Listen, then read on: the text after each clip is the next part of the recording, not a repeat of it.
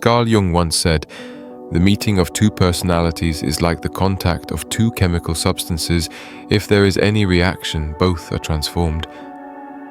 But what if only one is transformed and the other is slowly consumed?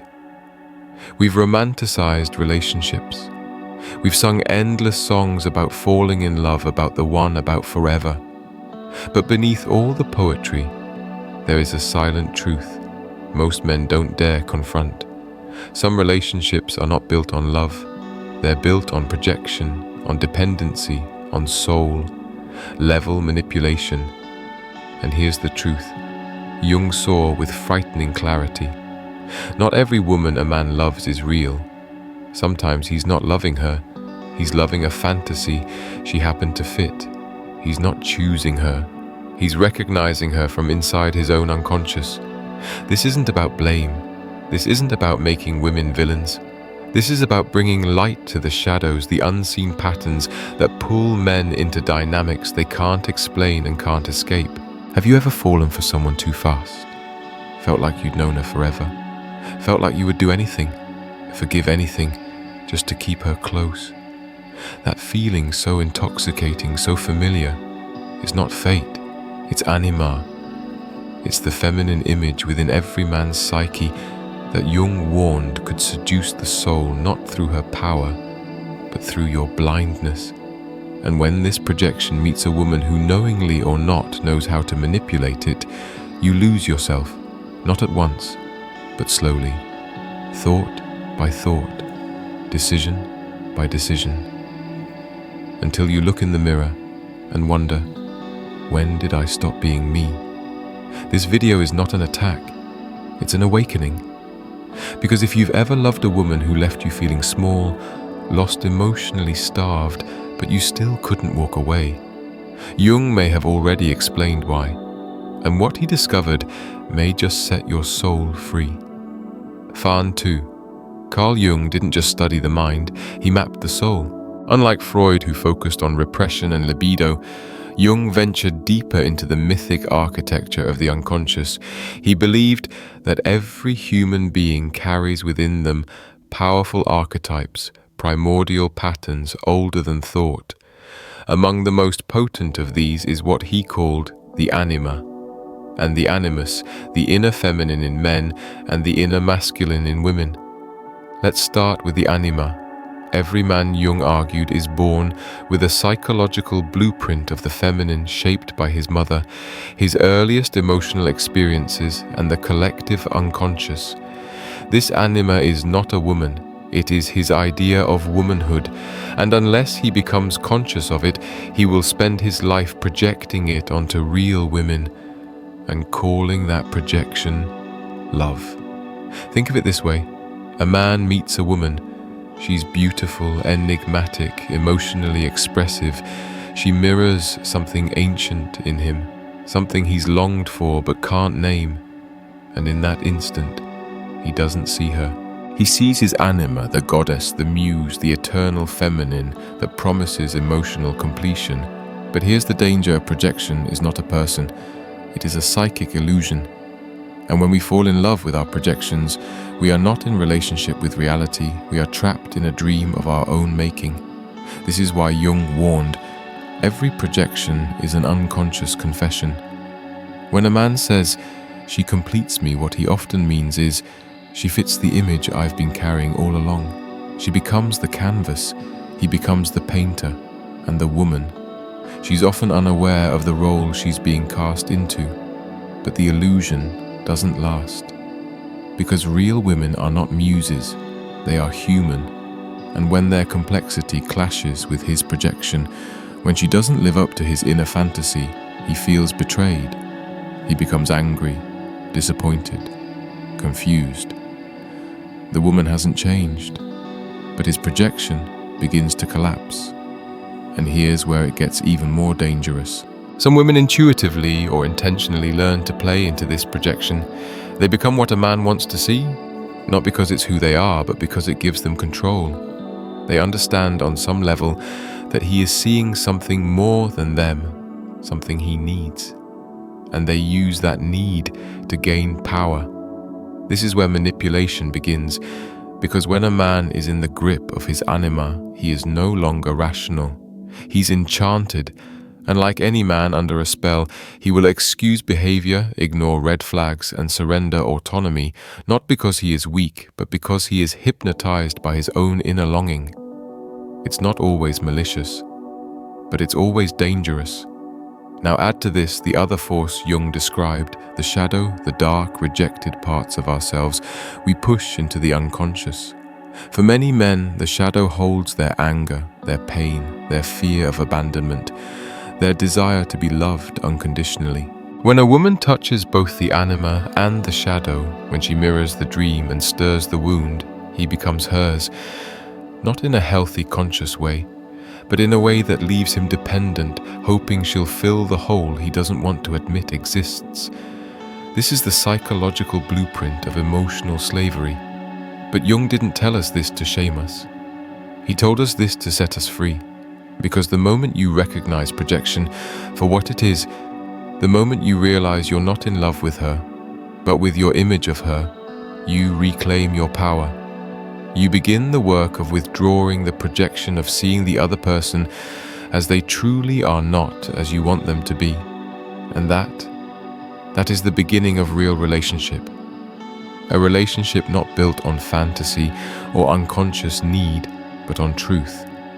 It is also the beginning of individuation, Jung's term for the process of becoming whole, of uniting the conscious and unconscious, the light and the dark, of seeing yourself and others with clarity.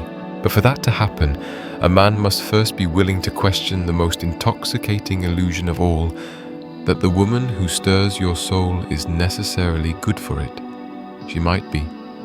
But if she is only mirroring your anima, if you are only seeing what you need, not what's there, then you are not in love. You are in projection.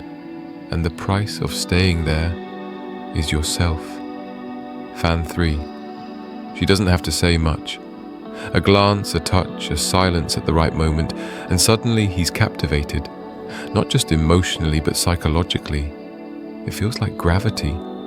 But it isn't her magnetism alone that pulls him in. It's something deeper, older, and far more dangerous. It's his anima projected onto her. He's not falling for her. Not really. He's falling for the version of her that lives in his unconscious, the ideal woman, the soulmate fantasy, the emotional savior. And here's the dark secret. Jung uncovered some women instinctively recognize this projection, and they learn to manipulate it. Sometimes it's unintentional. She senses he needs her to play a certain role, nurturing mysterious, damaged but soft, and she slips into it like a second skin. Not because she's cruel, but because that's where his attention and devotion flow. And attention, as we know, is power. But other times it's calculated. She recognizes the man is projecting. She knows he sees in her not a flawed human, but a muse, a queen, a healer. And rather than correcting the illusion, she feeds it. She gives him glimpses of vulnerability, just enough to awaken his protector instinct. She offers a spark of admiration, just enough to make him feel seen. She pulls away just enough to activate his fear of abandonment. In doing so, she becomes the author of his emotions, writing and rewriting the story of his self-worth without ever needing to raise her voice. And the man, he doesn't resist. He chases. He pleads. He doubles down on devotion, believing that if he just tries harder, he can resurrect the goddess he thought he saw. But he's not chasing her. He's chasing his own projection now slipping away. This dynamic is incredibly hard to recognize because on the surface it mimics love. There are long conversations, intense eye contact, passionate nights. But underneath it all is a silent transaction. You keep seeing me as perfect, and I'll keep giving you just enough to stay addicted. In psychological terms, it's called intermittent reinforcement, one of the most powerful forms of emotional control. And when combined with anima projection, it becomes a loop the man can't escape. His rational mind knows something's off, but his soul believes. And this is where the real tragedy lies. Because the woman isn't necessarily evil. She may be lost in her own unconscious games. She may carry wounds that make her crave control.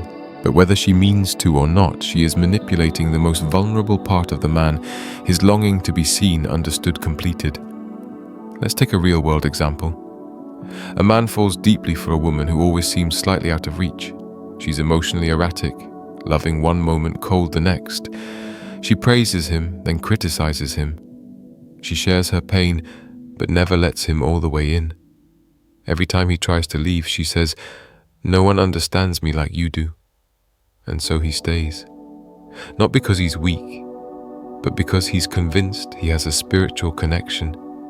He believes he's been chosen to save her, to hold space for her trauma, to unlock her potential. But Jung would tell him, "You're not in a relationship. You're inside your own psyche, desperately trying to heal yourself through her. And it never works. Because you can't fix your anima by loving someone else harder. You can't resolve your childhood wounds by rescuing a woman who echoes them. You can't earn love by sacrificing yourself. You only end up hollow." This is how manipulation through anima works. Not through abuse, not through violence, but through mirroring and illusion. The woman becomes a mirror of the man's unconscious needs, and then subtly bends that mirror until he can't tell what's real anymore. He forgets what he wants. He forgets what he believes. He forgets who he is. And all the while he calls it love. So how do we break this spell? It begins with recognizing the signs. If you feel addicted to someone who makes you feel small, uncertain, or unworthy, there's projection at play. If you constantly explain away bad behavior because you see the good in her, your anima is doing the talking. If your identity is wrapped around saving, fixing, or being needed, you're not loving her. You're needing her to validate your shadow. And once you see it, once you name the pattern, you reclaim your soul.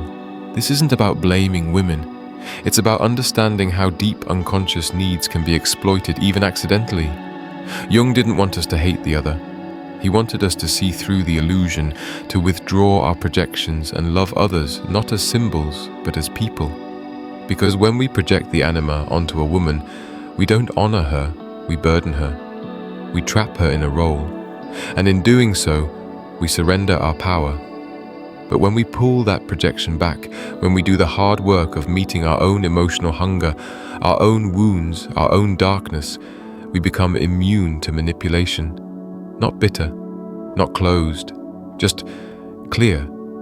Because real love doesn't feel like addiction, it feels like freedom. Fan 4.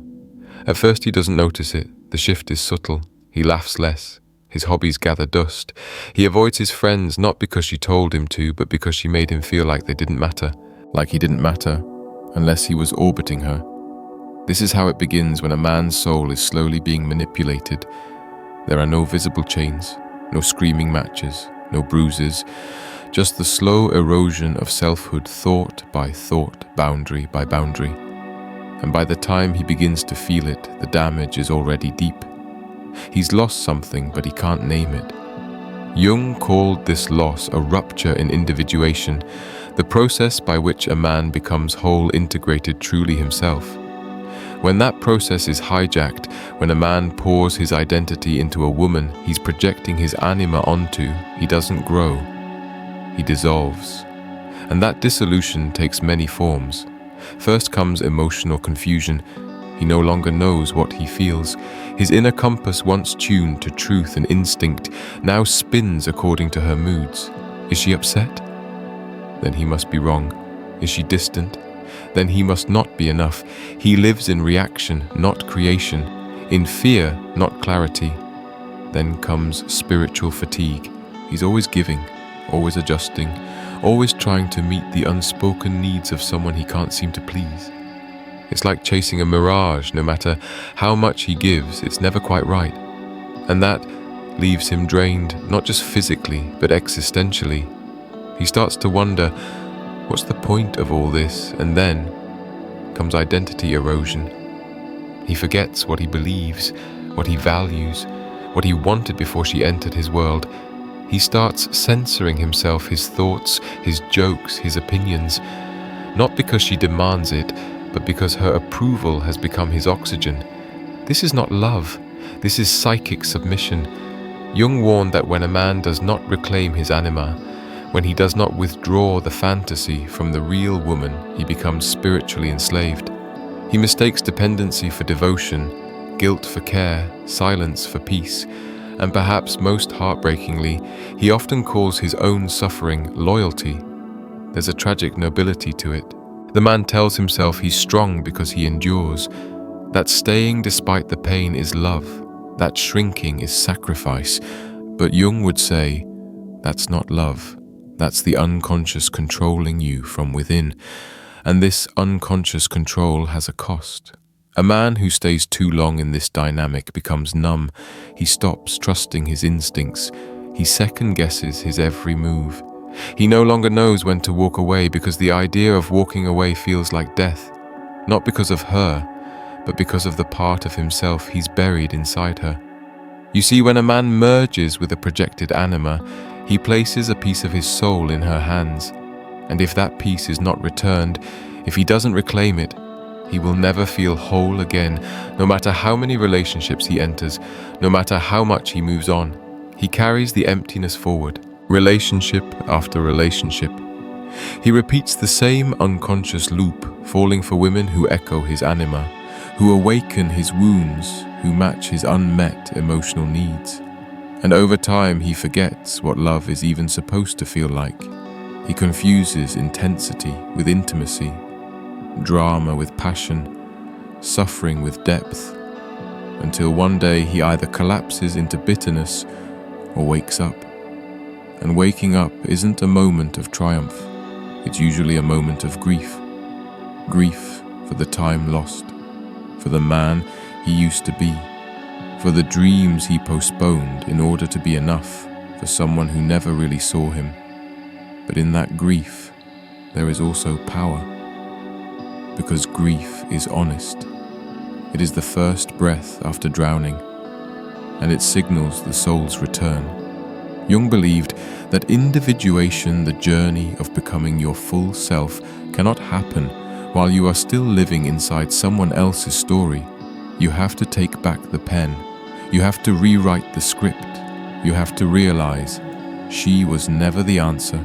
She was the mirror, a mirror reflecting your hunger, your longing, your shadows. And now, you see the pattern, you feel the cost. And that awareness, painful as it is the beginning of freedom. Because once a man sees how he gave his soul away, he can begin the sacred work of calling it home. Fan 5. He sits alone, no more noise, no more chasing, no more pretending, just silence and the ache of everything he gave away in the name of love. But in that stillness, something sacred stirs. Not loud, not triumphant, just a flicker, like the first breath after surfacing from deep water. A whisper from the soul that says, now we begin. This is the beginning of inner awakening. For Jung, this wasn't poetry. It was a psychological necessity. He believed that every person, especially every man, must eventually embark on the journey of individuation, the process of integrating the unconscious, reclaiming the self and becoming whole. And for the man who has been manipulated, projected and lost inside the anima, the path forward is not revenge, not blame, not withdrawal. It is inner work. So what does that look like? It begins with the most courageous act a man can make, turning inward. He must stop asking why she did what she did and start asking why he allowed it, not from a place of shame but of responsibility. Because deep down he knows no one can steal your soul without your permission. But if you don't know your soul, you'll hand it over to anyone who makes you feel seen. Carl Jung gave us a roadmap, a brutal, beautiful, liberating path out of projection and back into power. 1. Face the shadow. The shadow is everything in you. that you don't want to admit, the rage, the neediness, the fear of being unwanted, the craving for control, the fear of failure. Jung believed that until a man looks directly into the face of his shadow, he remains a puppet of it. If you've been manipulated, it's because something inside you, some wound, some need was available for manipulation. That's not weakness, that's human. But now it's time to face it. You journal, you meditate, you reflect on every moment you abandoned yourself for validation. You sit with the part of you that feels unlovable, and instead of hiding it, you embrace it. Because only by accepting the shadow can you become whole. 2. Withdraw the projection. This is where the anima loses her power. You look at the woman not with anger, not with longing, but with clarity. You separate her real self from the image you placed upon her. You ask what parts of her were real, what parts were fantasies I needed her to fulfill. It's humbling, because you realize you never really saw her. You saw the mother. You never had the muse who could save you, the goddess who could cleanse you of your pain. And that wasn't her fault. That was your unconscious, reaching for healing in the wrong direction. But now that you see it, you can take it back. Piece by piece, you call your power home. 3. Name your wounds. Behind every unconscious pattern is a wound. Maybe you were never fully accepted. Maybe you grew up trying to earn love. Maybe your emotions were shamed, your needs ignored, your strength ridiculed. So when you met a woman who seemed to see you, you gave her everything. But now you realize that hunger was never about her. It was about a boy inside you, still waiting to be held. You hold him now. You speak to yourself with the words you always needed. You are enough. You are not too much. You don't need to disappear to be loved.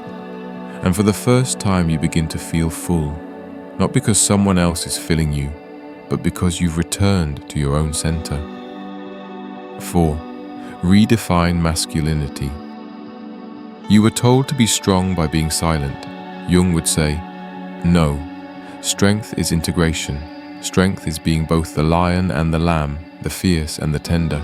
The man who owns his tears and his boundaries, his desire and his discipline, his truth and his chaos. The more whole you become, the less others can manipulate you. Because now there's nothing in you that you need from them. You want connection, not rescue. You offer love, not submission.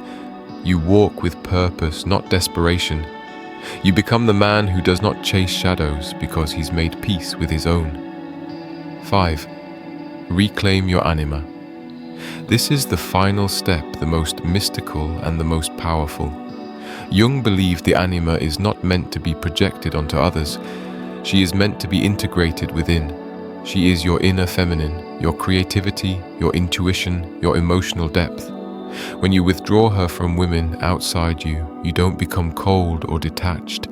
You become full. You no longer need a woman to reflect your depth because you found it inside yourself. And now when you love her, not the dream, not the illusion, not the fantasy. You see her humanity, her flaws, her strength, her chaos, and you meet her as an equal, not a savior. That is real love. That is conscious masculinity. That is the end of manipulation and the birth of psychological sovereignty. You may still carry scars. That's okay. Scars mean you healed. But now you walk not as someone looking for completion, but as someone living from wholeness. And in a world full of half-truths and false roles, you become rare. You become dangerous, not because you manipulate others, but because you can't be manipulated. You have met your shadow. You have reclaimed your anima, and now you stand as a man who belongs to himself. Barn 6. Until you make the unconscious conscious, it will direct your life and you will call it fate. Carl Jung. How many times have you called it destiny? That inexplicable pull to someone who drained you. That bond you couldn't break no matter how much it hurt. That echo of longing that followed you long after she left. You told yourself it was meant to be, but what if it was never love? What if it was your unconscious? Calling out through her face, Jung didn't give us easy answers. He gave us a mirror, and in that mirror, we see not just the people who hurt us, but the parts of ourselves that invited the pain, tolerated it, even worshipped it. Not because we're broken, but because we are unfinished. And now that you know, now that the mirror has cracked, now that the spell has lifted, what will you do? Will you go back to sleep into another projection, another addiction, another loop of longing disguised as loyalty? Or will you rise not against women, not against the past, but for yourself? For the man you were before the fantasy, before the shame, before the need to be needed eclipsed your truth. The path forward isn't glamorous. It's internal. It's lonely at times, but it's yours. And every step you take toward your own center, every shadow you face, every illusion you dissolve frees you from her, from them, from fate. So I'll leave you with one question. How much of your suffering was never love, but the unconscious choosing a partner to complete your wound? Answer that honestly, and your life will never be the same again.